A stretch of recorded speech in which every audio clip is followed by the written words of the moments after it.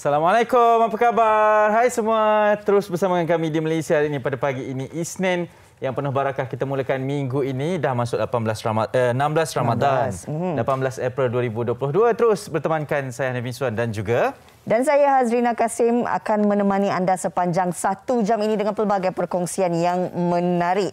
Dan pastinya hujung minggu yang lalu di Sabtu Ahad banyak perencanaan yang dilakukan oleh setiap daripada kita. Ada yang balik berbuka puasa bersama dengan keluarga. Betul. Ada yang melakukan persiapan dah membeli belah untuk dah start dah. Ada. Okey. Maklumlah dah masuk minggu kedua ni. Awal tak kalut. Supaya taklah lepas tu akan terfikir ada yang terlupa, ada yang benda tertinggal kan.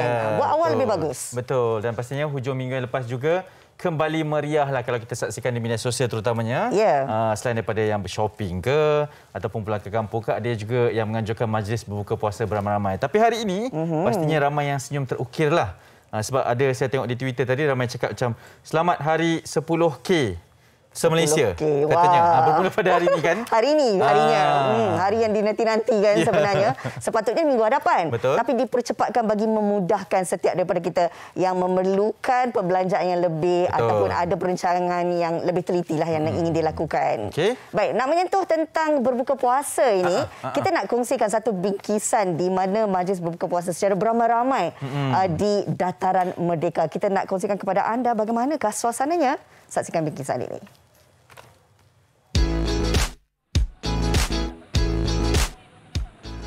Bertempat di Jalan Raja, Dataran Merdeka, Kuala Lumpur, Majlis Berbuka Puasa Anjuran Bersama Kementerian Pelancongan, Seni dan Budaya MOTEK melalui Jabatan Kebudayaan dan Kesenian Negara JKKN kembali lagi. Pelaksanaan program pada tahun ini merupakan penganjuran kali ke-10 oleh JKKN yang telah bermula sejak tahun 2012.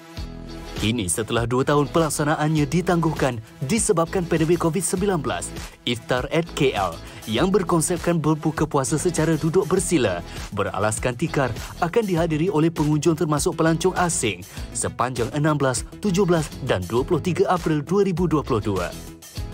Iftar at KL merupakan anjuran bersama rakan strategi Dewan Bandaraya Kuala Lumpur DBKL, Jabatan Agama Islam Wilayah Persekutuan Jawi dan Persatuan Seni Budaya Putra serta disokong oleh Jabatan Kemajuan Islam Malaysia JAKIM. Macam kami Jabatan Kebudayaan bukan sahaja dengan aktiviti kesenian saja, tapi kita ambil aktiviti budaya yang kita buat seperti ini dan kita kumpulkan masyarakat datang ke Dataran Merdeka ini bersama-sama pelancong untuk sama-sama kita merasai atau menikmati budaya orang Melayu, khususnya makan ataupun buka puasa dengan duduk bersila, bukan duduk di kerusi dengan dihidangkan atas meja. Itu kelebihan yang ada lah. Walaupun pada awalnya kami nak buat program ini di Masjid Bandaraya, Masjid Wilayah Persekutuan, namun atas permintaan Yang Mak Menteri sendiri dan desakan daripada masyarakat juga supaya ia dikembalikan semula ke tapak ini kerana ia sangat sinonim dengan iftar dan sangat nostalgia. Kita harap ia akan lebih menyelah pada di masa-masa yang datang menjadi satu event yang terpenting kepada negara kita, insya-Allah. Pelbagai kaum dan bangsa turut hadir bagi memeriahkan lagi program Iftar at KL ini. Alhamdulillah, sebenarnya program macam ni dia mengeratkan silaturahim dalam pada masa yang sama kita mengekalkan SOP itu sendiri. Kalau adik tengok kat sini, kita ada pelbagai kaum masyarakat semualah. So ni peluang dia orang untuk bersama-sama berbuka puasa setelah 2 tahun tak ada kalau tak silap kan. This amazing atmosphere and the city is beautiful. My heart is full. We have different cultures, different people at Malaysia, right? So I think when the event is coming back to our real life, I think it's very great for everyone to experience it lah, especially during Ramadan. Pelbagai pengisian sempena program ini antaranya seperti majlis berbuka puasa, penyediaan dan pengagihan bubur lambuk, solat berjemaah, tadarus Al-Quran oleh 80 orang pelajar tahfiz sekitar Lembah Kelang, kaunter zakat serta jualan makanan oleh 30 unit food truck. Para pengunjung diingatkan untuk bersama-sama mematuhi SOP yang telah ditetapkan oleh Majlis Keselamatan Negara dan juga Kementerian Kesihatan Malaysia KKM.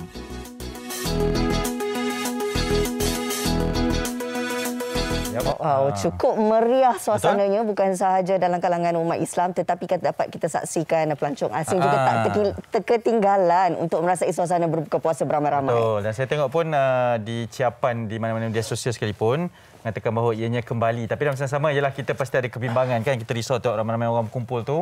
Saya percaya SOP telah pun dipatuhi. Okey, itu berkenaan dengan kemeriahan tentang warna-warni Ramadan dan ini juga yang akan kami bawakan kepada anda. Satu lagi berkenaan dengan keistimewaan Ramadan pada tahun ini. Mungkin kisah inspirasi kepada kita semua dan yang nak kita kongsikan bersama tetamu di studio ini. Yang menariknya kisah ini adalah anugerah yang diperolehi oleh seorang artis veteran wanita di lewat usia 79 tahun menerima penghijrahan untuk memeluk Islam. Tak lain tak bukan, saya nak perkenalkan Aunty Margaret Tan bersama kita hari ini. Assalamualaikum, apa khabar? Sihat-sihat belaka. Dan juga bersama dengan anaknya iaitu Cik Muhammad Taufik Gan. Terima kasih bersama kami di Malaysia hari ini. Terima kasih menjemput. Baik. Kita berasa sangat gembira lah dengan perkongsian yang ingin dikongsikan pada pagi ini. Mungkin Aunty boleh mulakan terlebih dahulu dengan menerima hidayah ni, silakan. Pada saya lagi gembira. Saya dapat berkongsi dengan lagi ramai orang. Kan? Dapat hidayah ni bukannya baru dapat, memang dah lama. Sebab anak saya pun memang dia dah peluk agama Islam dah dekat hampir 14 tahun dah. Sebab tu pada saya, sebab saya punya kumpulan memangnya orang Islam semuanya. Betul. Sebelum saya jadi masuk peluk agama Islam, kawan-kawan saya semua yang agama Islam punya lah. Bila kau nak ikut kita orang? Bila kau nak ikut kita orang? Memang dah ada ajakan. Memang dah lama dah orang ajak. Kan? Sebab tu saya kata, tengoklah. Saya belum sedia lah. Tunggulah. Bila saya dah kiranya diseru lah. Saya mesti datang punya. Tu anak saya pun kadang-kadang tanya, bila mak nak ikut saya? Nantilah. Bila dah diseru oleh Yang Maha Esa kita, dah saya dekat dengan dia, bolehlah saya terima senang.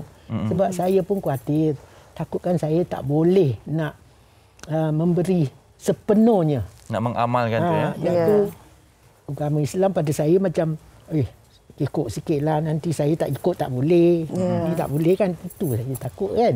Sebab tu saya kata tak apalah, nanti bila mak dah rasa terbuka hati nak terima, masa tu saya bagi tahulah. Itu aja.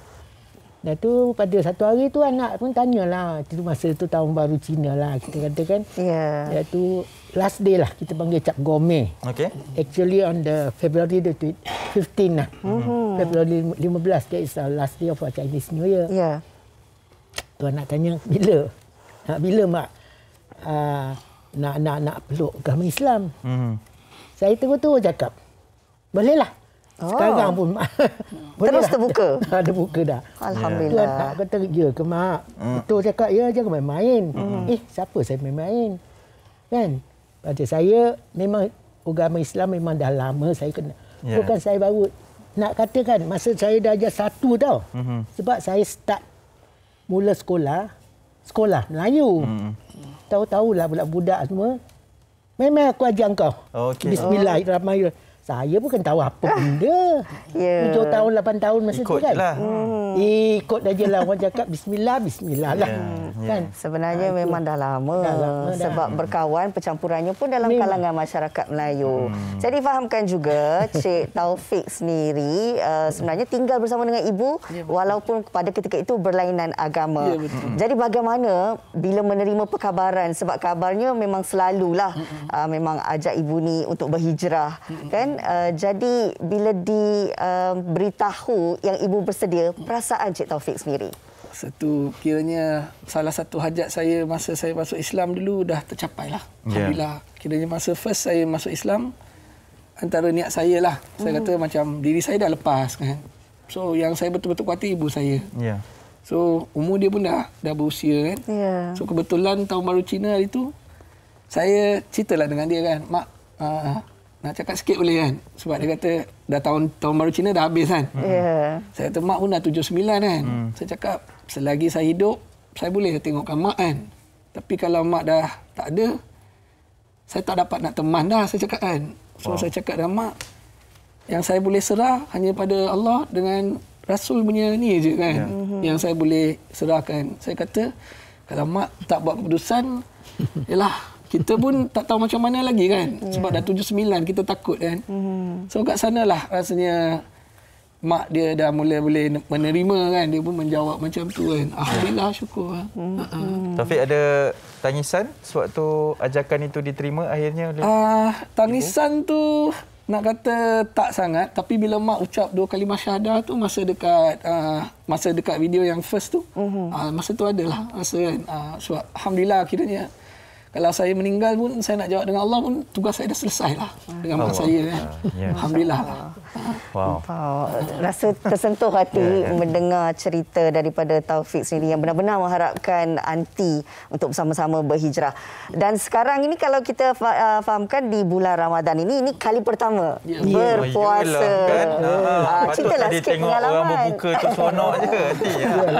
Saya memang selalu tengok orang berbuka, orang berpuasa. Saya tak adalah ikut betul-betul. Kadang-kadang tu kata, aku nak cuba juga kan. Tapi tak terdayalah. Kata, aku dah nak haus dan nak minum kan. Tu, masa tu saya belum Islam lagi, belum diislamkan lagi.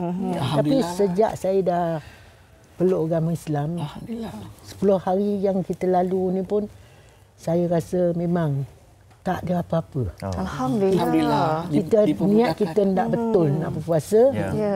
Memang boleh. Sampai kita waktu kita buka. Nanti saya nak tanya sekali sebab saya terbaca satu artikel nanti kata sekarang lebih tenang. Adakah dengan bulan Ramadan ni juga sangat membantu pada kita ni? Betul. Sebab kan masa Ramadan ni kan semua orang pun sibuk, ada masing-masing punya tugas lah kita kata. Pada saya tak ada apa-apa. Saya hanya apa yang patut saya nak zikir ke, nak selawat ke, nak ada ajarlah. Saya buat yang tu je lah. Betul. Bias waktu saya tidaklah terbuang macam itu kan. Betul. Macam itulah saya buat masa saya tak ada apa-apa nak buat. Lepas tu bila waktu solat, kita pergilah buat waktu solat. Kewajipannya Kewajipan itu mesti kita nak buat. Baik. Kalau kita lihat sebenarnya Cik Taufik sendiri mempunyai anak. Anak juga turut membantu ibu Cik Taufik sendiri kan dari segi solat dan sebagainya. Bagaimana mungkin pengalaman bersama dengan keluarga ni menyokong ibu sendiri? Sebab bagi Taufik alhamdulillah syukur sebab Taufik memang Islam kan. Anak pun alhamdulillah turut ikut. Anak pun dah 8 tahun yang dalam video. So kiranya kalau Taufik, kalau boleh, sebab sekarang kita macam dah berpasangan. Dah boleh kan, kadang-kadang kita boleh solat dengan isteri kita, anak boleh solat dengan mak, kalau Taufik tak ada kan. So alang-alang boleh berjemaah, kenapa kita nak tinggalkan? Lagi-lagi bulan Ramadan kan. So saya pun dah ajak anak saya, kata kalau saya tak ada, solatlah dengan Amah. Dia panggil dia biasa, panggil Amah kan. So dia akan jadikan dia punya teman lah. So dia akan ajar dia kan. So dia akan imamkan ke apa, macam tu lah. Kita bagi dia biasa. Alhamdulillah lah. Mak pun, mami pun okey kan. Alhamdulillah.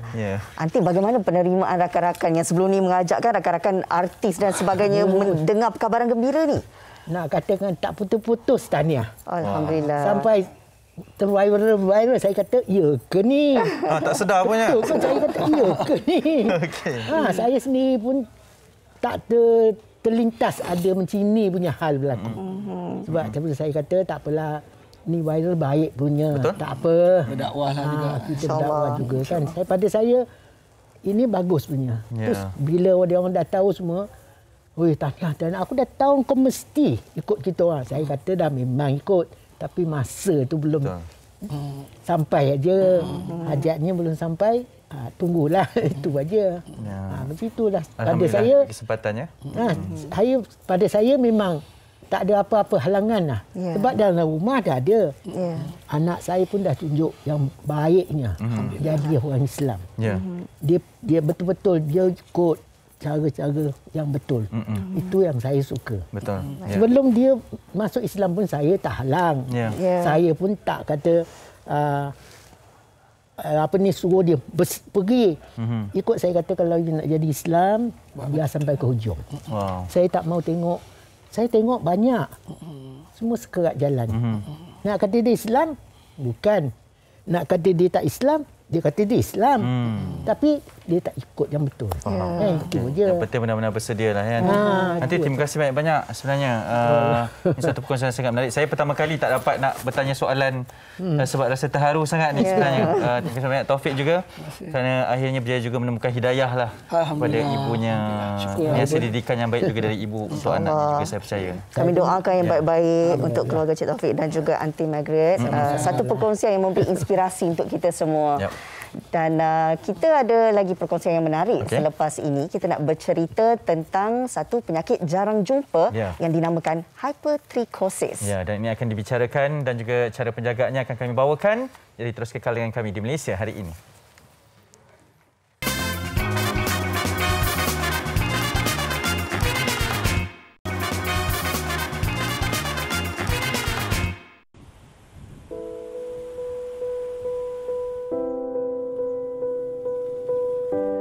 Nurul Afidah Baltisha Razi, 14 tahun, seorang remaja yang dilahirkan istimewa dengan raut wajah dan tubuh badannya yang berbulu.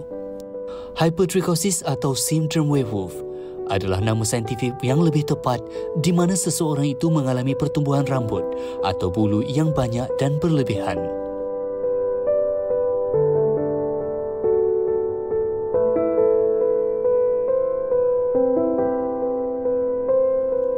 Menurut ibunya, Afidah mempunyai muka dan badan yang berbulu sejak lahir. Biarpun anak ketiga dari 5 beradik ini pernah menjadi bahan ejekan kerana dianggap ganjil, namun bagi Afidah kelainan yang dimiliki membuatkan dirinya unik dan berbeza dengan orang lain. Baik, itu kisah adik Afidah yang turut mengalami ataupun menjadi pengidap penyakit jarang jumpa, hypertrichosis. Bagi kita mungkin tidak biasa mendengar tentang hypertrichosis ini atau sindrom manusia serigala. Hari ini kita nak kongsikan dari sudut penjagaan bagi mereka yang mengalami penyakit hypertrichosis ini bersama dengan Dr. Alina Hasni Muhammad Rashid, pakar kulit kita pada hari ini. Assalamualaikum Doktor, apa khabar? Assalamualaikum warahmatullahi wabarakatuh. Terima kasih kerana sudi bersama kami di studio, tapi sebenarnya kita juga bawakan tetamu kita secara panggilan video, adik Afidah Baltisha Razi sendiri bersama dengan ibunya Puan Azizah Omar. Jauh ni dari Bacok, Kelantan bersama kita. Assalamualaikum, selamat pagi kedua-duanya. Salam, selamat pagi. Ya, terima kasih kerana sudi bersama kami. Boleh dengar suara Afidah? Afidah sihat? Sihat. Malu-malu dia ya. Baik, sebelum kita nak bercerita lebih lanjut dan nak dengarkan daripada ibu dan juga Afidah sendiri, kita nak bersama dengan doktor terlebih dahulu. Bagi pemahaman dalam kalangan masyarakat kita yang mungkin tidak biasa dengan hypertrichosis ini, bagaimana untuk kita jelaskan tentang penyakit ini, doktor? Okey, so hypertrichosis ni adalah satu jenis penyakit di mana dia ada 2 kategori. Sama ada dia genetik ataupun dia di-acquired. Mungkin salah makan ubat, stuff like that. Tapi dalam kes adik Afidah, dia lebih kepada genetik lah. So dalam genetik ni, sebelum kita nak tahu pasal hypertrichosis, kita nak kena tahu apa bulu-bulu yang biasanya ada dekat badan kita. Okey. So, sewaktu kita lahir, bulu yang ada pada badan kita namanya lanugo. Dia sangat halus. Kalau kita nampak baby-baby yang lahir semua macam very hairy kan? Okay, betul. Selepas dalam masa seminggu atau 2 minggu, bulu-bulu ni akan jatuh sendiri. Dan akan tukar kepada bulu yang agak yang kurang halus daripada ni. Dan selepas masa nak reach puberty, masa akil balik, dia akan bertukar kepada bulu-bulu terminal, especially dekat tempat-tempat yang androgen sensitif macam rambut, and those yang especially lelaki, bila dia akan tempat-tempat yang androgen sensitive area dekat janggut, dekat tu. Okey, so tu progress dia lah. Kalau dari segi congenital hypertrichosis ni, apa yang berlaku is masa dia dilahirkan, bulu-bulu lanugo ni dia tidak bertukar. Dia stay, tidak gugur. Tidak gugur. Dia stay and they keep growing and growing. So walaupun di remove, dia masih lagi keluar. Okay. Baik, itu sedikit pemahaman yang sangat jelas. Kita nak bersama dengan Puan Azizah dan juga adik Afidah bersama kita. Puan, kalau boleh dikongsikan keadaan adik Afidah ni dari lahirnya bagaimana sehinggalah sampai ke sekarang, Puan? Puan dengar? Ya.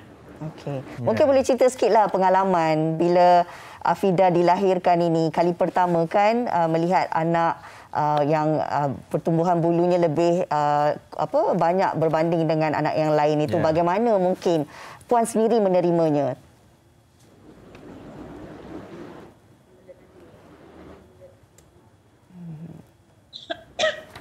Puan, pada usia berapa sedar berkenaan dengan ni, perubahan ataupun keadaan Afida ni? Dari lahir sampai lebih begini. Memang macam ni je lah ya. Puan bagaimana perasaan sebagai seorang ibu kan bila melihat anak itu lain daripada anak-anak yang lain? Mula-mula kejut juga. Ya. Lepas tu okey, tak ada apa. Ya, okey. Afida, okey. Afida kan bukan mungkin boleh cerita masa di sekolah kan, kebiasaannya kalau kawan-kawan tengok tu kan, macam mana Afida, perasaan Afida, apa yang Afida terangkan kepada kawan-kawan?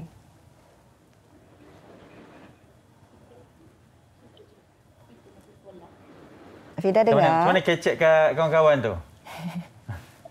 Afida? Ya. Macam mana bagi tahu kawan-kawan tu, Afida?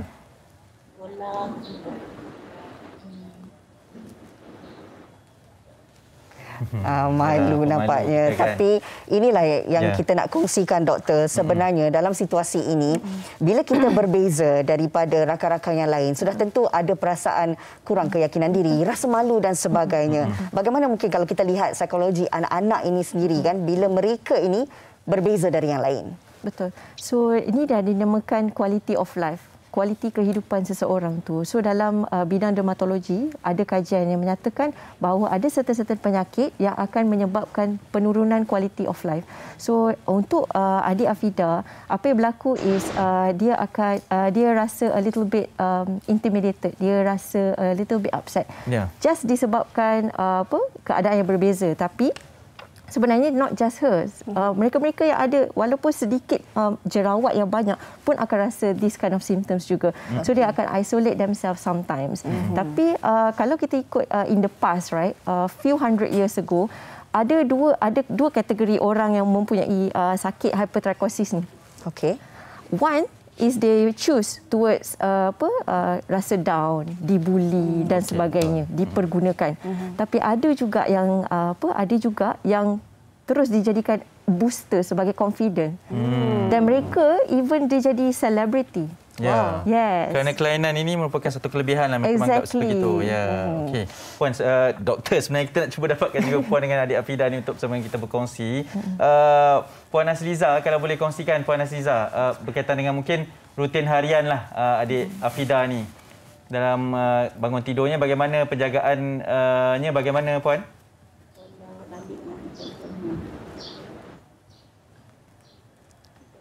Puan boleh dengar kami, Puan?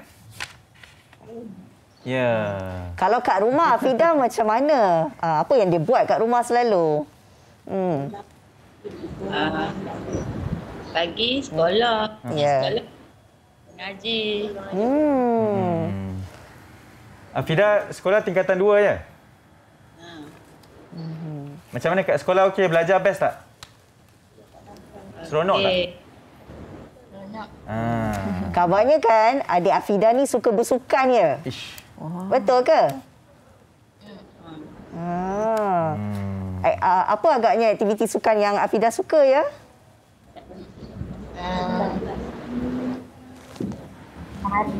Berlari. Okey, kalau tadi kita saksikan visual kan, kalau kita tengok tadi tu tengah siapkan hidangan berbuka puasa. Ni dengan adik-beradik ya. Berapa ramai anak Puan Asliza? 5 orang. Afida anak yang keberapa? 3. Okey, baik. Okey, doktor, mungkin kalau boleh dikongsikan juga berkenaan dengan cara menjaga, penjagaannya bagaimana ataupun sama saja dengan kondisinya yang lain? Sebenarnya untuk keadaan hypertrichosis ni, it's about maintaining dia punya bulu kat luar tu. Dia ada dua cara, sama ada you nak remove it ataupun you nak just keep Keep it. Kalau nak remove, a bit susah sikit. Sebab apa? Sebab kita punya cycle rambut ni, dia akan berterusan. So, setiap 28 hari macam tu, kita punya rambut akan naik 1 cm, depending on each person lah. So, kalau dia nak remove pun boleh. Tapi dari segi penjagaan, saya rasa just cuma pastikan keadaan di sekeliling mulut, especially dekat area dekat yang masuk mulut, especially tempat yang ada rongga-rongga, dipastikan bersih sahaja.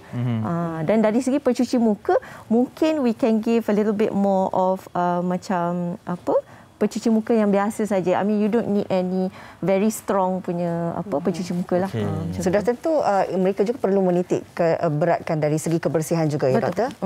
Bagaimana mungkin kalau kita lihatlah rutinnya, adakah sama seperti kita manusia yang normal ini, ataupun ada pertambahan untuk lebih menjaga kebersihan? Kalau ikutkan dari segi kalau faktor jangkitan tu kerap berlaku, mungkin kena tekankan bahagian sterilize, bahagian cleansing part tu lebih sikitlah. Tapi in terms of secara is normal, it's just normal. And looking at ikut tengok kepada kulit dia, it's not too bad. Dia tak terlalu banyak. Macam ada setengah-setengah orang dia terlalu banyak kan dekat muka. So trimming, you have to potong, trimming around the area. So in her case, I rasa just basuh muka macam biasa. Macam biasa, ya. Baik. Okey, kita kembali bersama dengan Adik Afidah. Adik Afidah ni ramai sebenarnya nak dengarkan suara Adik Afidah kita ni. Okey. Kabarnya sering ikut ayahnya ke laut. Senang. Okey. Apa yang buat dengan ayah kalau ke laut tu? Macam mana nak bantu ayah ke? Tolong ikat jom. Okey. Biasanya kan kalau hari cuti, apa Afidah akan buat, ya? Kalau tak sekolah. Selalunya belajar dengan cikgu. Kawan-kawan? Kawan. Ada main dengan kawan-kawan jugalah kan? Ini tengah tolong ayah lah ni, ya. Kalau kita tengok visual ni. Oh, rajinnya Adik Afidah. Ya, okey, baik. Puan Azizah, kalau boleh nak dikongsikan juga sedikit harapan lah, sebab kita pun ada baca artikel berkaitan dengan harapan Puan untuk menyaksikan anak juga untuk menjalani kehidupan normal kan. Mungkin boleh dikongsikan harapannya Puan Azizah?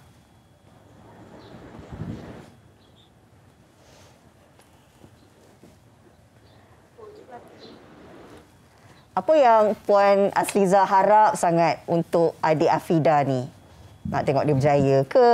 Nak lihat dia juga orang kata apa, dapat melakukan aktiviti seperti orang lain? Harapan saya agar dia sihat, berjaya seperti lain. InsyaAllah. Ya. Okey, itu juga harapan kami. Semoga dipermudahkan. Dan terima kasih kan sudi bersama kami, Puan. Terima kasih, Puan Azizah. Terima kasih, Afidah. Ya. Afidah, lambai sikit Afidah. Kita semua nak tengok Afidah ni. Okay. Manis sebenarnya, cuma pemalu sikit lah. Doktor, mungkin sebagai perkongsian bagi mereka yang menonton. Sebab nisbahnya pun agak jarang, memang sangat jarang dijumpai penyakit ini. Adakah ianya membahaya atau apa yang boleh kita sebagai orang ramai perlu tahulah berkaitan dengan penyakit ini? Okey, so apa yang saya sarankan untuk adik Afidah ataupun siapa-siapa yang mengalami penyakit yang sama, get blood check up.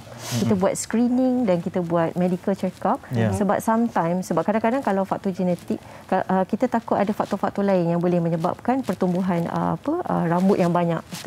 So kadang-kadang kita pernah dengar PCOS tak? PCOS kan? Sometimes those yang bukan kategori yang teruk sangat tapi still ada, nama dia hirsutism. Di mana di kawasan-kawasan janggut, ni perempuan lah, kawasan janggut dan itu kan. So kadang-kadang jerawat pun banyak. So ni adalah simptom yang kita nak tengok daripada awal. So kita kena tengok dari segi cycle cycle haid regular ataupun tidak. Kita nak tengok ada tak problem-problem yang berkaitan dengan kelenjar adrenal di atas kita punya buah pinggang tu, sebab kadang-kadang dia boleh produce a lot of testosterone atau androgens yang menyebabkan bulu-bulu ni keluar banyaklah macam tu. So apa-apa pun kita kena exclude dulu, kita kena keluarkan dulu apa yang apa yang boleh kita awalkan, kita detect daripada awal. Okey, faham. Wow, menarik. Baik, apapun kita harapkan perkongsian ini memberi pengetahuanlah kepada mereka yang tidak mengetahui tentang hipertrikosis dan bagaimana sebenarnya mereka yang mengalami penyakit ini boleh melakukan penjagaan diri untuk memastikan mereka juga sentiasa boleh hidup dengan lebih bersemangat seperti orang lain. Kita pun mainkan peranan kita lah sebagai masyarakat. Doktor, terima kasih banyak. Dr. Alina Hasni, Muhammad Rashid, pakar kulit yang sudi bersama kita. Set kita juga ke ni? Set kita juga ayah saya. Yes. Tadi dia senyum bila kita cakap macam tu. Okey, kita nak berteriak seketika ataupun kita nak saksikan terlebih dahulu tentang bingkisan tentang audit solat ini. Silakan.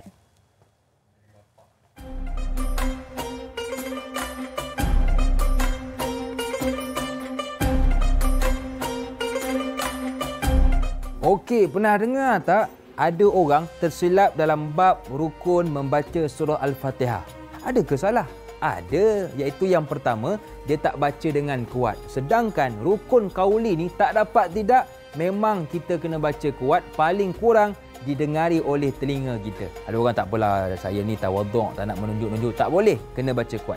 Yang kedua ialah dalam bacaan surah Al-Fatihah tu banyak perkataan-perkataan yang kita kena hati-hati. Dia merupakan bahasa Arab. Jadi bahasa Arab ni kena sebut dengan betul makhrajnya, sifat hurufnya, supaya apa? Tak mengubah makna. Antara yang paling banyak orang melakukan kesilapan ialah pada ayat iyyaka na'budu wa iyyaka nasta'in. Ada sabdu. Jangan kita baca tanpa sabdu. Contoh iyyaka na'budu wa iyyaka nasta'in. Jadi dia mengubah makna ayat tersebut. Bila mengubah makna, automatically batal solat kita. Dan yang ketiga, bila sebut tentang Fatihah, kena baca Bismillahirrahmanirrahim. Sebab termasuk dalam ayat surah Al-Fatihah. Saya bukan tak nak baca, saya nak jimat suara. Mana boleh, kena baca. Ada orang tak baca sebab dia ingat, kena baca Alhamdulillah. Dia nak tiru orang Arab di Mekah, di Madinah. Tak boleh, kena baca Bismillah. Bismillahirrahmanirrahim. Alhamdulillahirrabbilalamin. Ar-Rahmanirrahim. Barulah sempurna 7 ayat surah Al-Fatihah. Dapat sesuatu? Jadi jom kita sempurnakan bacaan Al-Fatihah kita.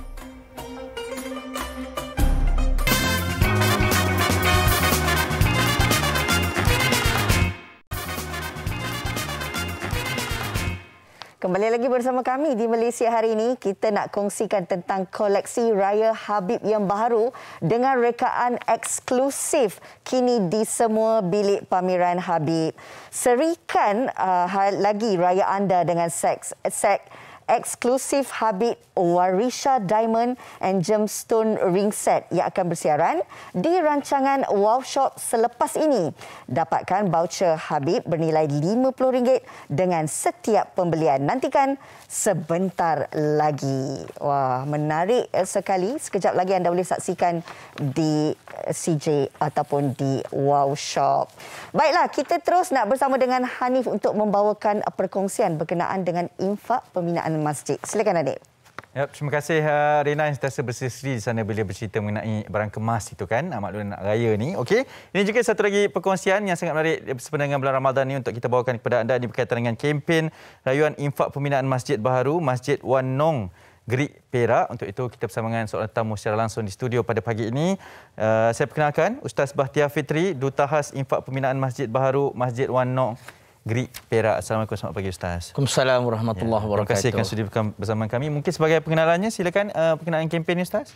Baik, Assalamualaikum warahmatullahi wabarakatuh kepada semua penonton setia MSI dan juga Hanif yang menceriakan pagi-pagi kita. Subhanallah. Alhamdulillah. Ya. Tuan-tuan dan puan, pada pagi ini pertemuan kita di MSI bukan atas berkebetulan tak, tetapi memang Allah Taala merancang.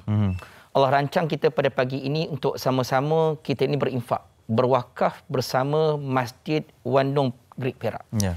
Saya sampai ke tempat sana. Saya sampai di Gerik Perak dan saya lihat bagaimana tempat suraunya padat.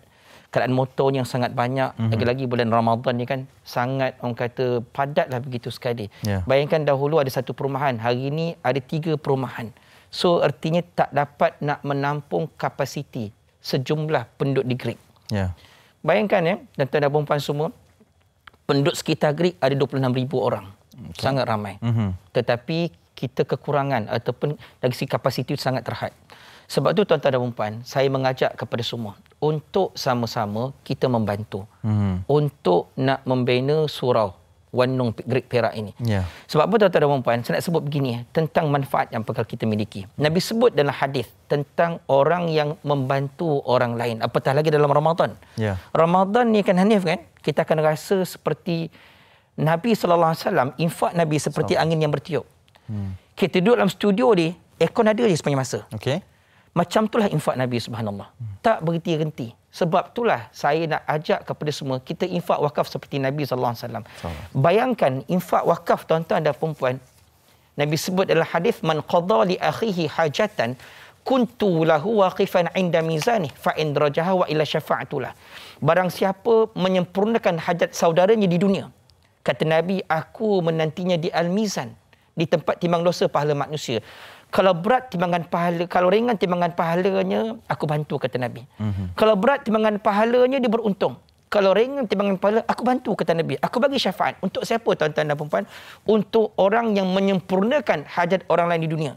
Bayangkan, kita di dunia ini bukan menyempurnakan hajat seorang manusia, tetapi 26,000 penduduk di sekitar Greek Perak. Bayangkan manfaat wakaf yang tuan-tuan puan berikan kepada kami. Bayangkan pula pada hari kiamat nanti bagaimana Nabi menanti kita dengan begitu banyak syafaat atas bantuan kita. Sebab tu saya ajak kepada semua, sama-sama kita berwakaf. Apa kata kita berikan hadiah buat ayah ibu kita tercinta. Untuk Ramadan ni, apa kata kita adik-beradik, katalah hari ni yang menonton abang ada nonton. Apa kata adik-beradik ni kan, share duit adik-beradik. Ajak seorang ambil sikit, ayah, abang, kakak, adik, jom kita wakaf untuk ayah ibu. Wakaf untuk ayah ibu ni Nabi sebut pula dalam hadis. Antara pahala yang tidak berhenti-henti. Sab'un yajri lil 'abdi ujruhunna wa huwa fi qabri ba'da mautih. Ada 7 amalan bekalan yang kata Nabi SAW tidak akan berhenti, yang akan mengalir masuk ke dalam lubang kubur selepas kematian seseorang. Salah satunya apa? Aubana masjidan, orang yang membina masjid. Adik-beradik share duit.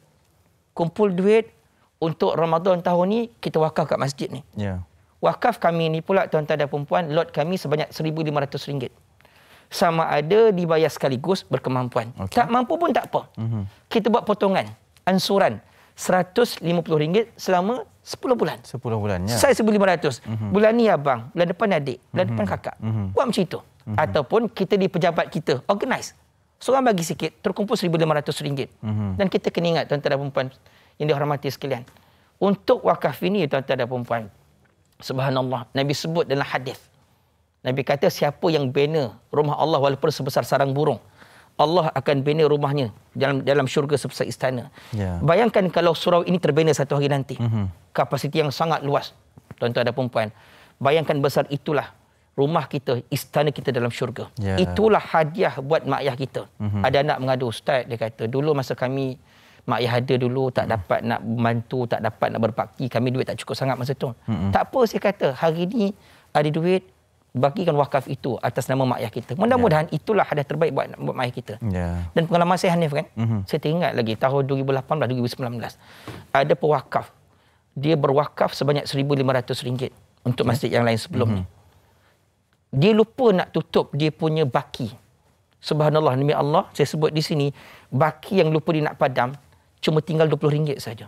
Tapi subhanallah, dia punya nakkan akhirat itu, nakkan Nabi menanti dia al-mizan. 1,500 ni kan, hari ini kita memerlukan lebih kurang, masjid tersebut nilainya RM6 juta.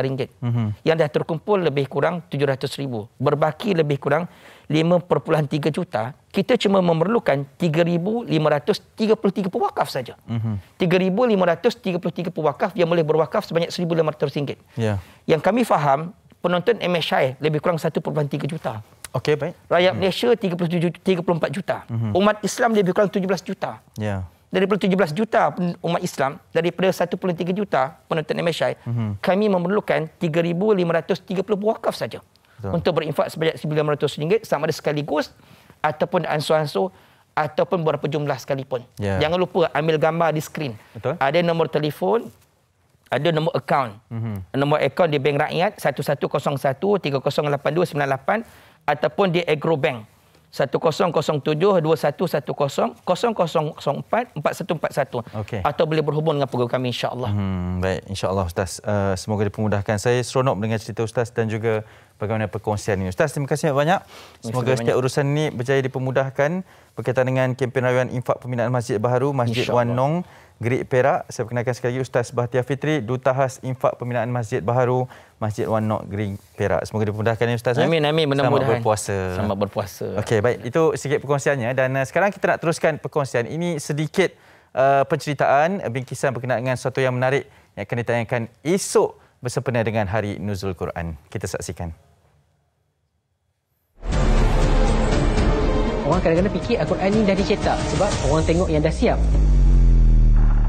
Seni Zukruf ni memakan masa 100 jam untuk menghasilkan satu lembaran. Cahaya kilauan emas itu seumpama cahaya yang melorongi hati-hati pembacanya. Ianya kalamullah, kalam Allah. Ianya bukan dari manusia.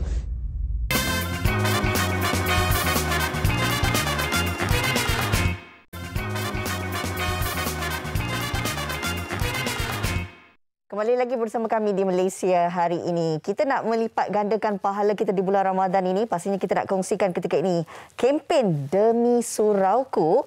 Dan kita akan bersama dengan Ustaz Hanafiah Malik, pendakwah selebriti dan juga juru cakap yang sudah pun berada secara atas talian. Assalamualaikum Ustaz.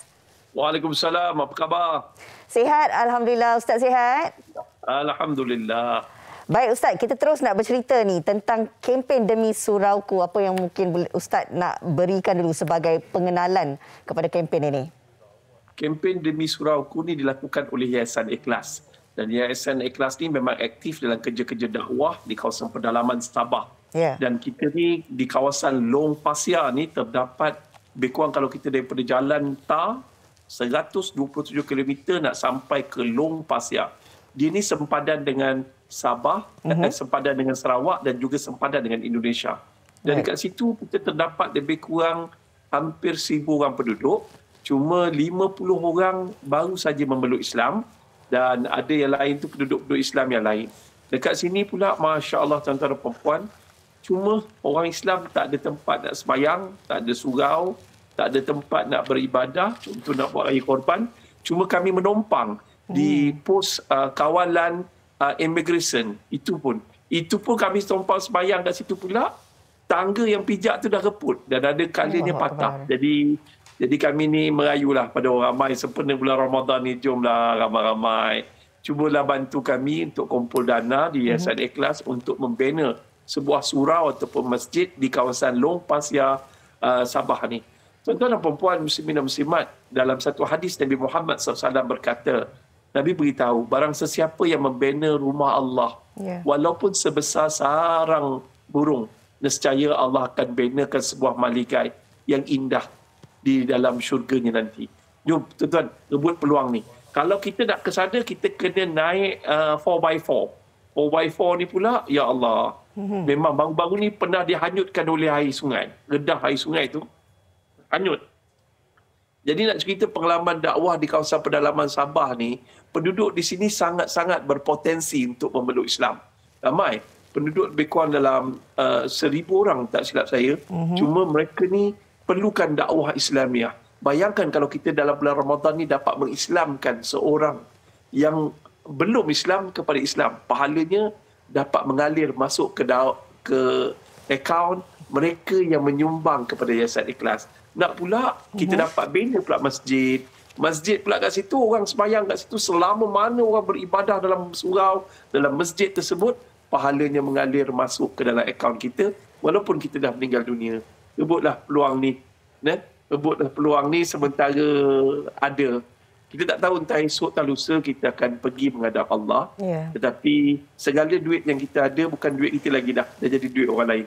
Tapi sementara ada ni, kita bersedekah. Kerana duit yang kita sedekah untuk pembinaan kempen Demi Surauku Yayasan Ikhlas ini akan menjadi duit kita Kerana duit itu dia akan bertukar menjadi pahala di alam kubur nanti. Nombor akaun tentera, ada barcode, tuan-tuan boleh scan, lepas tu boleh masuk ke sedekahsini.com, boleh kontak Puan Amani, nombor tentera. InsyaAllah tuan-tuan, setiap sumbangan tuan-tuan diaudit. Boleh lepas pengeluaran cukai dan juga zakat. Wallahu alam.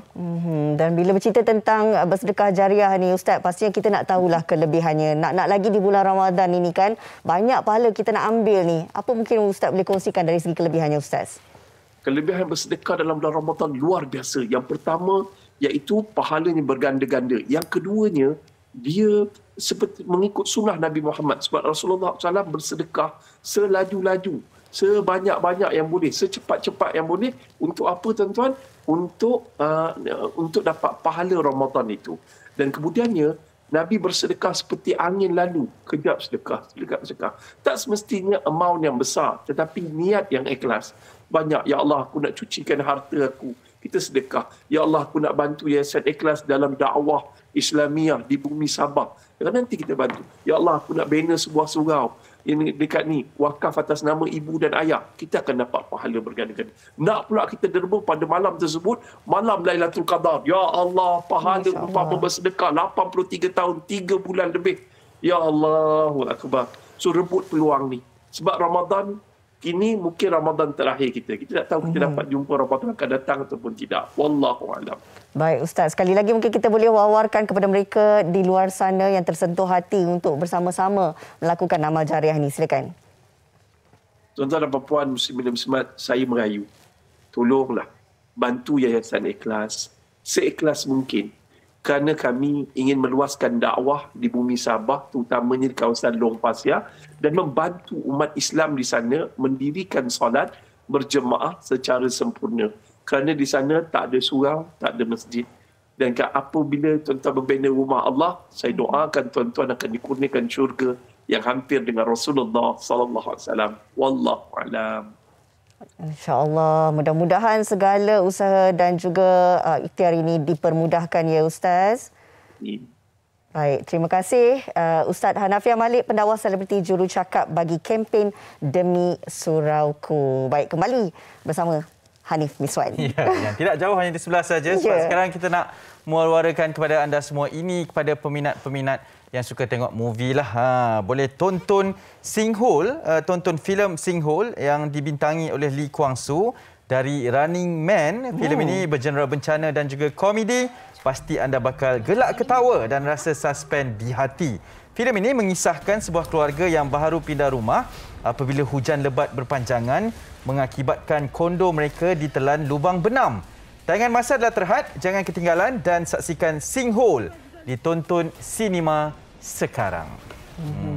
Sebuah kisah Korea ya. Ya. Baiklah, itu tentang tonton Singhole. Kita ada satu lagi, ini tentang Ramadan Offerings. Rancangan menarik sepanjang Ramadan minggu ini, pastikan anda tengok jejak Rasul Ulama Pewaris Rasul 2 setiap Jumaat hingga Ahad 6.30 petang. Tanyalah Ustaz seikhlas hati, Isnin hingga Ahad 6.30 pagi. Sahabat Backpackers setiap Sabtu 1 petang dan Sembang Sahur setiap Rabu dan Khamis 11 malam. Untuk maklumat lebih lanjut sila layari www.extra.com.my/seikhlas-hati. Ya, betul. Dengan hashtag seikhlas hati untuk kita bawakan kepada anda. Dan semoga semuanya bermanfaat. Saya kira itu sahaja untuk perkongsian pada pagi ini bersama kami di Malaysia hari ini. Semoga bermanfaatlah buat semua ya. Dan pastinya esok kita akan kembali lagi bersama rakan siaran yang lain untuk kita bercerita berkenaan dengan Hari Nuzul Al-Quran. Ini istimewa. Betul.